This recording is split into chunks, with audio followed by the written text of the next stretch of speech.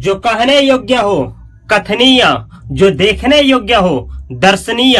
यानी बड़ा सेंटेंस ना बोल करके उसके लिए एक शब्द ही बोल दे, इसी को कहा जाता है अनेक शब्दों के लिए एक शब्द। यहाँ पे कुछ है, चलिए देखा जाए जो आप लोगों के एग्जाम में पूछे जाते हैं। यहाँ लिखा गया है अनेक शब्दों के लिए एक शब्द। जैसे एग्जाम में पूछा जाता है जिसके पास कुछ भी ना हो, उसके लिए एक शब्द है, क्या है? अकिंचन। याद रखिएगा, जिसके पास कुछ भी ना हो उसको कहा जाता है अकिंचन। ऐसे ही जिसे बुलाया ना गया हो, उसके लिए एक शब्द क्या है? अनाहुत। अनाहुत का मतलब होता है जिसे बुलाया ना गया हो। ऐसे ही जो कहने योग्य हो, जो कहने योग्य हो उसे कहा जाता है कथनीय, और जो कहने योग्य न हो उसे कहा जाता है अकथनीय। ऐसे ही जो देखने योग्य हो उसके लिए एक शब्द क्या है? दर्शनीय, और जो देखने योग्य न हो उसके लिए एक शब्द है अदर्शनीय। याद रखना है, जो पृथ्वी से संबंध है या फिर जो पृथ्वी से संबंधित है उसके लिए एक शब्द क्या है? भूगोलीय। भूगोलीय।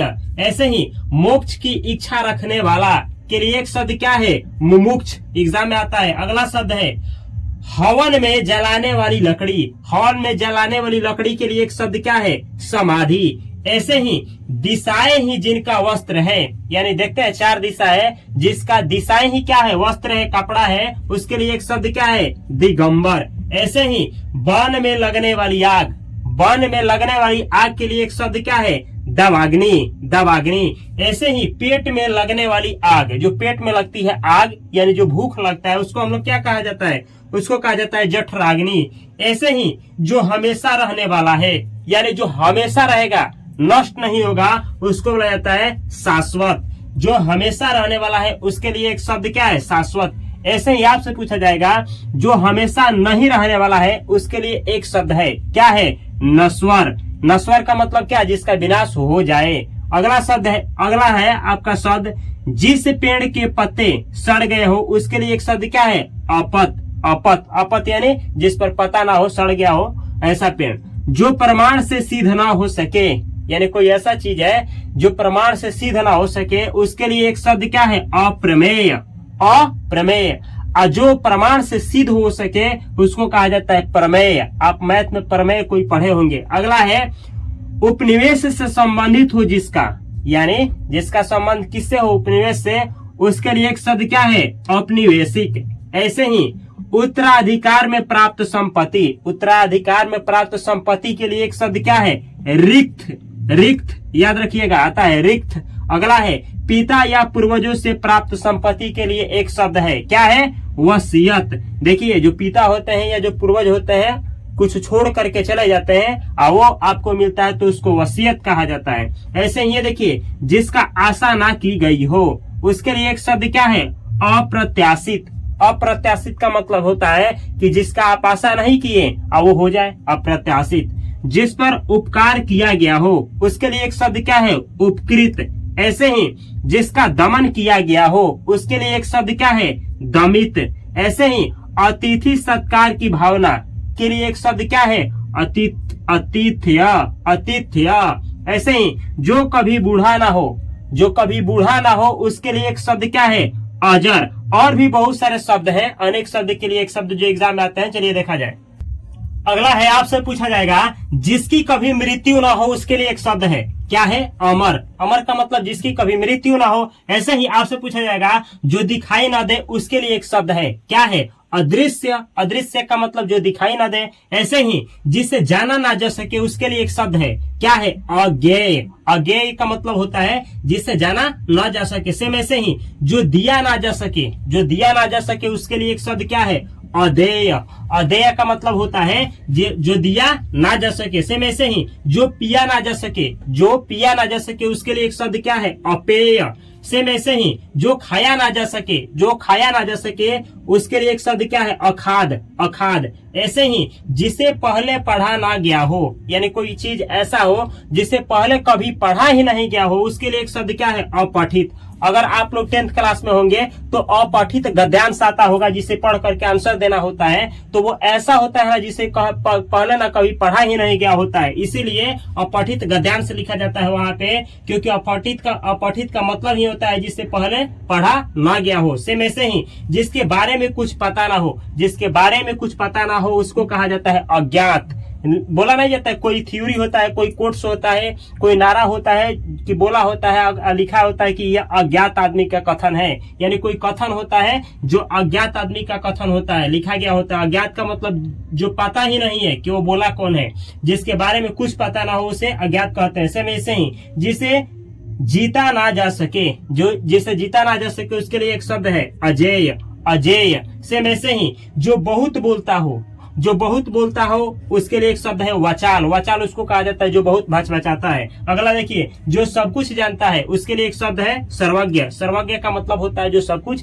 जानता है। ऐसे ही जो कम बोलता है उसके लिए मितभाषी, मितभाषी का मतलब वो आदमी जो बहुत कम बोलता है। सेम ऐसे ही जो ईश्वर में विश्वास करता है उसको आस्तिक कहा जाता है, और जो ईश्वर में विश्वास नहीं करता है उसे नास्तिक कहा जाता है। तो एग्जाम में पूछा जाएगा, जो ईश्वर में विश्वास करता है उसके लिए एक शब्द है, क्या है? आस्तिक है। सेम ऐसे ही जो ईश्वर में विश्वास नहीं करता है उसके लिए एक शब्द है, तो क्या है? नास्तिक है। याद रखिएगा, जो ईश्वर में विश्वास करे आस्तिक, और जो ईश्वर में विश्वास नहीं करे, नहीं मतलब नास्तिक, नहीं करे यानी नास्तिक, याद रखना है। सेम ऐसे ही जो किसी के किए गए उपकार को नहीं मानता, यानी किसी व्यक्ति पे आप उपकार किया, अगर वो आपके उपकार को नहीं मानता है तो उसे बोला जाता है कृतघ्न, कृतघ्न। और जो मानता है उसे कृतज्ञ बोला जाता है, कृतज्ञ। ऐसे लिख दे रहा है, जो मानता है यहाँ पे देखना है कृतज्ञ, कृतज्ञ, कृतज्ञ।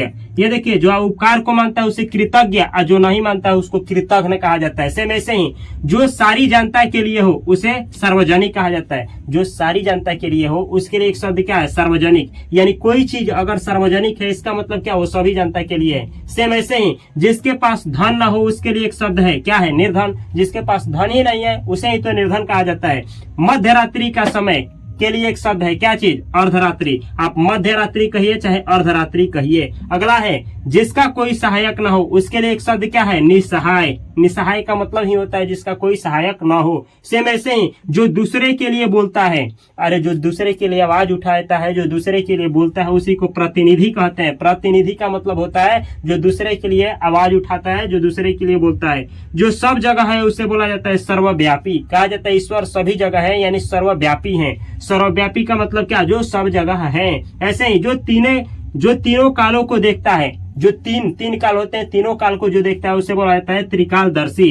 त्रिकालदर्शी का मतलब होता है जो तीनों कालों को देखता है। चलिए कुछ और भी शब्द हैं जो एग्जाम में आते हैं, एक से अनेक शब्द देखा जाए। अगला है, आपसे पूछा जाएगा जो सब कुछ खाता है, जो सब कुछ खाता है उसके लिए एक शब्द क्या है? सर्वभक्षी। सर्वभक्षी का मतलब होता है जो सब कुछ खाता है। सेम ऐसे ही जिसके आर पार देखा जा सके उसके लिए एक शब्द है, क्या है? पारदर्शी। सेम ऐसे ही अपनी इच्छा से सेवा करने वाला के लिए एक शब्द है, कौन सा शब्द है? स्वयं सेवक। स्वयं सेवक का मतलब होता है जो अपनी इच्छा से क्या करे? सेवा करे। सेम ऐसे ही अपने को स्वयं मारना, अपने को स्वयं मारना यानी जान से मारने को क्या कहा जाता है? आत्महत्या। आत्महत्या का मतलब होता है अपने को खुद से मारना यानी स्वयं से मारना। ऐसे ही जो उपकार मानता है उसके लिए एक शब्द है, क्या है? कृतज्ञ। कृतज्ञ उसको कहा जाता है जिसपे आप कोई उपकार किए और वो आपके उपकार को क्या करता है? वैल्यू देता है या मानता है। सेम ऐसे जिसके हाथ में चक्र है, जिसके हाथ में चक्र है उसके लिए एक शब्द क्या है? चक्रपाणी। सेम ऐसे ही चक्र को धारण करने वाले के लिए एक शब्द है, कौन सा शब्द है? चक्रधर। चक्रधर। चक्रधर का मतलब होता है वह व्यक्ति जो चक्र को क्या किया हो? हाथ में धारण किया हो। जो बहुत जानता है उसे बोला जाता है बहुज्ञ। बहुज्ञ।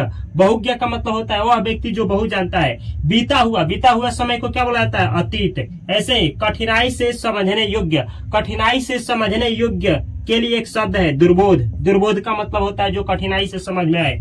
जिसके समान दूसरा ना हो उसके लिए एक शब्द है अद्वितीय। अद्वितीय। अद्वितीय का मतलब होता है जिसके जैसा दूसरा कोई ना हो। ऐसे ही जिसके हृदय में दया ना हो, जिसके हृदय में दया ना हो उसके लिए एक शब्द है निर्दयी। ऐसे ही जो जानने के उत्सुक है उसके लिए क्या है? कौन सा शब्द है? जिज्ञासु। जिज्ञासु का मतलब होता है ना जिसके दिल में किसी चीज के जानने के प्रति, किसी ना किसी चीज के प्रति उसको क्या उत्सुकता हो जानने के लिए। आगे होने वाला के लिए शब्द क्या है? भावी। ऐसे ही जिसकी उपमा ना हो उसके लिए एक शब्द है अनुपम। अनुपम। आशा से अधिक के लिए एक शब्द है आशातीत, आशातीत। ऐसे ही शक्ति के अनुसार, यथाशक्ति, यथाशक्ति का मतलब होता है शक्ति के अनुसार। सुख देने वाला के लिए एक शब्द है सुखद, सुखद। जिंदगी में कोई ना कोई सुखद समय जरूर आता है अगर आप मेहनत करते हैं तो। जो अपनी ही भलाई चाहता है, जो अपनी ही भलाई चाहता है उसे बोला जाता है स्वार्थी। स्वार्थी लोग केवल अपनी ही भलाई चाहते हैं। आगे देखिए, जो देखने में प्रिय लगता है उसके लिए एक शब्द है प्रियदर्शी। प्रियदर्शी का मतलब होता है जो देखने में क्या लगे, प्रिय लगे। जिसने इंद्रियों को जीता है, जो इंद्रिया को, देखिए वह व्यक्ति जो अपने इंद्रियों को जीत लेता है उसको बोला जाता है जितेंद्रिय। जितेंद्रिय का मतलब होता है जिसने अपने इंद्रियों को क्या कर लिया हो, बस में कर लिया हो, जीत लिया हो।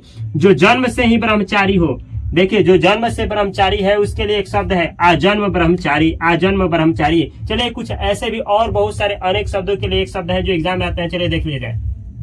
अगला है जो एग्जाम में आता है, जिसका अंडा से जन्म हुआ हो उसके लिए एक शब्द है। कौन सा शब्द है, अंडज। सेम ऐसे ही आकाश में गमन करने वाला, आकाश में गमन करने वाला के लिए एक शब्द है, क्या है, खग, खग। ऐसे ही पीछे पीछे चलने वाला, पीछे पीछे चलने वाले को क्या बोला जाता है, अनुगामी, अनुगामी। ऐसे ही थोड़ी देर ठहरने वाला के लिए एक शब्द है, क्या है, तो यह है क्षणस्थायी। क्षणस्थायी मतलब जो क्षण भर रहे और उसके बाद क्या हो जाए, चल जाए। ऐसे ही न बहुत ठंड और न बहुत गर्म के लिए एक शब्द है सम शीतोष्ण, सम शीतोष्ण। सम मतलब बराबर, अशीत मतलब शीत, तोषण उष्म, उष्म। सम, देखिए सम मतलब बराबर, शीत का मतलब होता है, शीत मतलब ठंडी, और तोषण में उष्ण छुपा है, उष्ण मतलब गर्मी। यानी जो ठंडी और गर्मी क्या हो, बराबर हो, उसी को कहा जाता है सम शीतोष्ण। ऐसे ही जिसको, देखिए जिसको लोभ नहीं है उसके लिए एक शब्द है निर्लोभ। ऐसे ही जिसका कोई संरक्षक नहीं है उसके लिए कौन सा शब्द है, असंरक्षित, असंरक्षित। जिसकी पत्नी मर गई हो, विधुर। एग्जाम में आता है, जिसकी पत्नी मर गई हो उसे विधुर, और जिसका पति मर गया हो उसे विधवा। विधवा कोई औरत है जिसका पति मर गया है तो उसको विधवा बोला जाता है। और कोई क्या है, पत्नी है, देखिए पत्नी का पति मर जाए, पति मरे तो क्या, विधुर। देखिए सॉरी, पति अगर मर जाए, पति मरे तो विधवा, अब पत्नी मरे तो विधुर। ऐसे ही नगर में रहने वाले के लिए एक शब्द है नागरिक। ऐसे ही अगला है आपका, जो पढ़ने योग्य हो, जो पढ़ने योग्य हो उसके लिए एक शब्द है पठनीय। पठनीय का मतलब क्या, जो पढ़ने योग्य हो। अपठनीय का मतलब क्या, जो पढ़ने योग्य ना हो। सेम ऐसे ही जो क्षीण ना हो सके वो अक्षय। अक्षय का मतलब ना जिसका क्षय नहीं होगा, जो जिसका क्षीण ना, यानी जो नाश नहीं होगा, जो क्षीण नहीं होगा। किसी के पास रखी हुई दूसरे की वस्तु को बोला जाता है अमानत। नहीं सुनेगा ना, तुम मेरी अमानत हो, मतलब क्या, तुम असल में मेरी नहीं हो, तुम किसी और का हो, लेकिन तुम मेरी पास, तुम जो हो वो मेरी पास रखी हुई हो। जो बड़ा भाई हो, बड़े भाई को अग्रज, और छोटे भाई के लिए एक शब्द है अनुज। तो अगर ये वीडियो आप लोग को अच्छा लगा तो इस चैनल को सब्सक्राइब करके बेल आइकन की घंटी को दबा लीजिए। और इसी तरीके से ग्रामर का कोई भी, हिंदी व्याकरण का कोई भी आप टॉपिक पढ़ना चाहते हैं, हिंदी ग्रामर का कोई भी टॉपिक पढ़ना चाहते हैं तो यहाँ पे एक प्लेलिस्ट है। इस प्लेलिस्ट में कॉपी कलम के साथ सारा चैप्टर कवर किया गया है हिंदी व्याकरण का। और यहाँ पे एक चैनल है, इंग्लिश सीखना चाहते हैं तो इस चैनल को सब्सक्राइब करें, फाइनेंस के बारे में सीखना चाहते हैं तो इस चैनल को सब्सक्राइब करें, और फेसबुक, इंस्टाग्राम हर एक जगह पे fast coaching centre by Upendra sir के चैनल को अवश्य ज्वाइन करें, और इंग्लिश बाय उपेंद्र सर के चैनल को अवश्य ज्वाइन करें। इस वीडियो के डिस्क्रिप्शन बॉक्स में लिंक मिलेगा हमारे सारे सोशल मीडिया का, हर एक जगह पे फॉलो कर सकते हैं। मैं मिलता हूँ अगली वीडियो में बेहतर कंटेंट के साथ, तब तक के लिए आप सभी को तहे दिल से नमस्कार। Thanks for watching this video. Video अच्छा लगा हो तो इस चैनल को सब्सक्राइब करना और बेल आइकन की घंटी को दबाना ना भूलें।